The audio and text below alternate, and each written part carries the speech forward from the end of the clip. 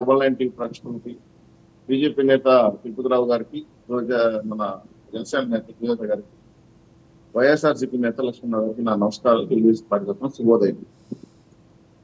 జగన్మోహన్ రెడ్డి గారు బెంగళూరుకి 40 రోజుల్లో 4 సార్లు వెళ్ళొచ్చారు. వెళ్ళడం కాకుండా నాకు ప్రతిపక్ష హోదా కావాలని రాష్ట్రంలో ఒక్కొక్క గొడవ చేస్తూ, రాష్ట్రంలో లేకుండా అందరినీ సీజనల్ పాలిటీషియన్స్ అని చెప్పిన వ్యక్తి ఈ రోజు ఆయన రాష్ట్రంలో సీజనల్ పొలిటీషియన్ అయిపోయాడు. మరి ఎందుకు వెళ్ళాడు? తాడేపల్లికి వెళ్తే మాకు బిల్లులు రాలేదు, మా కార్యకర్తలు డబ్బులు ఖర్చు అయ్యాయి, ఎలక్షన్ లో డబ్బులు చాలకి వచ్చాయి అనే అంశాలపైన వాళ్ళు ఎండబడుతుంటే, కడపకు వస్తానే మాకు 600 కోట్లు కడ నిధులు బిల్లులు పెండింగ్ పడుతున్నాయి, మాకు ఇంకెవరిస్తారు, మాకు ఇస్తారు ఎవరైనా వాళ్ళు అనుకుంటుంటే, నాకు ఇక్కడ అక్కడ మనశ్శాంతి లేదు కాబట్టి బెంగళూరు వెళ్ళిపోతాను అని వెళ్ళిపోతున్న జగన్మోహన్ రెడ్డి గారికి 3-4 అంశాలు ప్రధానంగా తిరిగి. సబ్జెక్టివ్ కరెక్షన్ ఏంటంటే, ఫస్ట్ గాలి జనార్దన్ రెడ్డి గారితో కేంద్ర ప్రభుత్వ రాయబారాలు నడిపారు.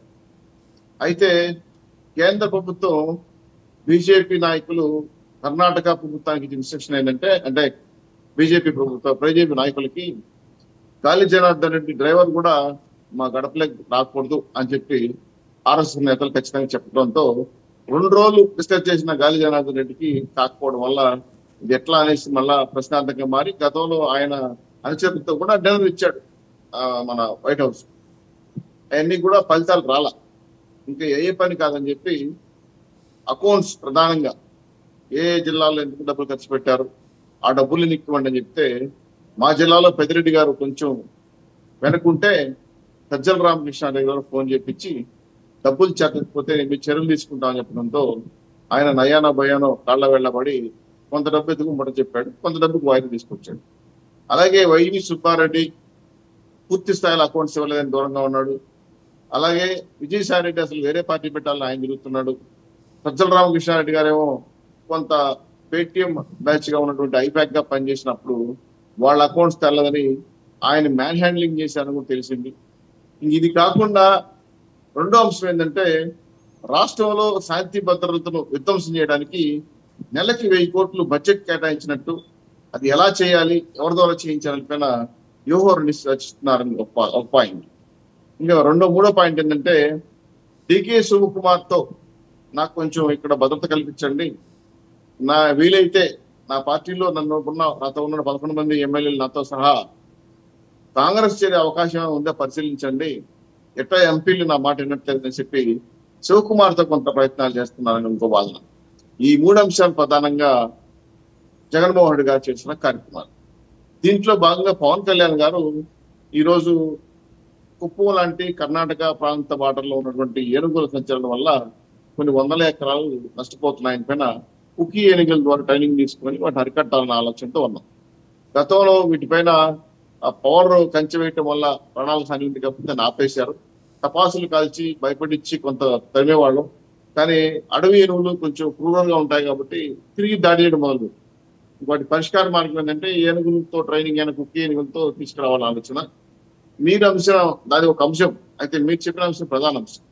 నేపాల్లో దాగి ఉన్న 180 టన్నుల పైచులకు రెడ్ శాండిల్ కర్ణాటక రవాణా ద్వారా వెళ్ళిందని, దానికి ఎవరెవరు అధికారులు సహకరించారు, కర్ణాటకలో ఏమైనా జగన్మోహన్ రెడ్డి గారి కోవర్టులు ఆయన అధికారులతో ఒప్పందాలు ఉన్నాయా అనే అంశం పైన కూడా డిస్కస్ చేయడానికి వెళ్ళారు. ఏమైనా కర్ణాటక ప్రభుత్వంలో ఏమైనా అధికారులు కానీ అనధికారులు కానీ జగన్మోహన్ రెడ్డి సపోర్ట్ చేస్తున్నారా అనే యాంగిల్లో కూడా విచారిస్తున్నారు. కొంత మేరకు సమాచారం వచ్చింది. దానిపైన చర్యలకు మీరు చేపడతారా, మా రాష్ట్రం నుంచి ఏమైనా పంపించాలని కూడా డిస్కస్ జరిగింది.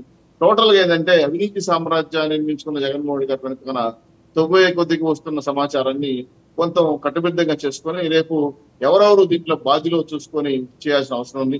ఒక పక్క కేంద్ర ప్రభుత్వంతో సహకరించడానికి ప్రయత్నం చేసిన గాలి జనార్దన్ రెడ్డి విఫలంగా ఉండడంతో డికే శివకుమార్ ని భద్రత కల్పించమని చెప్పడం, ప్లస్ రెడ్ శాండిల్ విషయం మాట్లాడుకోవడం, ఏనుగుల విషయం బందీలు వాటిని వెంటనే తిప్పుకోవడానికి చేసిన ప్రయత్నంలో భాగంగా చేస్తున్న అభివృద్ధి కార్యక్రమాలు డిస్కస్ చేశారు. అలాగే కర్ణాటక నుంచి అటవీ శాఖ నుంచి కొన్ని వంగడాలు అంటే విత్తనాలు ఇక్కడ శేషాచలం మీద అడవడం కోసం గతంలో చేసేసారు. రామారావు గారి పీరియడ్ లో కొన్ని ఆయుర్వేద మొక్కలు అలాగే రెడ్ శాండిల్ పండించడానికి కొన్ని విత్తనాలు అక్కడి నుంచి నాణ్యమైన విత్తనాలు దొరుకుతాయి, అవి కూడా తీసుకొచ్చి కొంత శేషాచలంలో ఆంధ్ర రాష్ట్రంలో ఉన్నటువంటి అటవీ శాఖ ప్రాంతాలు చల్లాలని ప్రయత్నం చేస్తున్నారు. అది కూడా ఒక డిస్కస్ జరిగింది. ఎందుకంటే మాకు తిరుమల తిరుపతి దేవస్థానానికి ధ్వజస్తంభాలు కానీ, మేజర్ గా ఆంధ్ర రాష్ట్రంలో ధ్వజస్తంభాలు కానీ చాలా చోట్ల టేకు 300 సంవత్సరాలు 400 సంవత్సరాల పైచిలకు దొరుకుతుందంటే అక్కడ కేంద్రం మంగళగిరి మన మంగళూరు ప్రాంతంలో అటవీ ప్రాంతంలో జరుగుతుంది. దాని మీద కూడా డిస్కస్ చేసి అటువంటి విత్తనాలు ఇక్కడ వేయాలనే ఆలోచనతో ఇన్ని అజెండాలతో వెళ్ళారు. సో సక్సెస్ఫుల్ గా పవన్ కళ్యాణ్ గారి చర్చ జరిగింది. సో కొంత సమాచారం వచ్చింది. తొందరలో దీనికి బాధ్యులు కూడా ఎవరైతే నేర ప్రవృత్తిలో ఉన్నారో వాళ్ళందరూ కూడా పరిగణలో తీసుకొని కర్ణాటక ముఖ్యమంత్రి గారు సిద్ధరామయ్య గారితో మాట్లాడి ఆ పేర్లు ప్రస్తావించడం కూడా జరిగింది. కాబట్టి వారి సమాచారం ఇవ్వటం అనేది సమంజసం. కాబట్టి పక్క పార్టీతో అంటే పక్క రాష్ట్ర అధికారులతో మనం స్నేహపూర్వకంగా ఉండడం కోసం జరుగుతున్న అన్యాయంలో మీ అధికారులు కింది స్థాయిలో కొంతమంది స్మగ్లర్స్ పార్ట్ ఉందని చెప్పి డిస్కస్ చేశారు. వారు తగిన చర్యలు తీసుకోవడానికి అక్కడి నుంచి కూడా సహకరిస్తామని చెప్పడంతో 2 రోజుల పర్యటన పవన్ కళ్యాణ్ అక్కడ కేటాయించారు. సో ఇంకా కూడా కొంత సమాచారం కోసం చూసుకొని ఇక్కడ మిగతా అధికారులు అక్కడ ఉంచి సార్ రావడం జరిగింది. మీరు ఇతర కార్యక్రమాల వల్ల టోటల్ గా ఏంటంటే జగన్మోహన్ రెడ్డి గారి యొక్క అవినీతి అక్రమాల పైన అన్ని రాష్ట్రాల్లో కూడా బీజాలు ఉన్నాయి. వాటిని పూర్వపరాలు విచారించి పవన్ కళ్యాణ్ గారు ఏదైతే ఈ రాష్ట్రంలో అవినీతి లేకుండా చేయాలి, ప్రజారంజకమైన పరిపాలన తీసుకురావాలి, అధికారులు ఎంతటి వారిని క్షమించకూడదు, ఈ రాష్ట్రంలో ఖచ్చితంగా బ్రోకర్స్ ఎక్కువయ్యారు, దీనికి సహకరించిన వాళ్ళు ఎవరు అనే అంశాలపై కూడా ఆయన తనిఖీ చేసుకొచ్చారు. ప్లస్ 2 చివరాఖరణ విషయం ఏంటంటే జరుగుతున్న పరిణామాలు వెళ్ళినప్పుడు ఇవన్నీ కూడా బయటపడడంతో కొంత దిగ్భ్రాంతిని గురి చేయడం జరిగింది.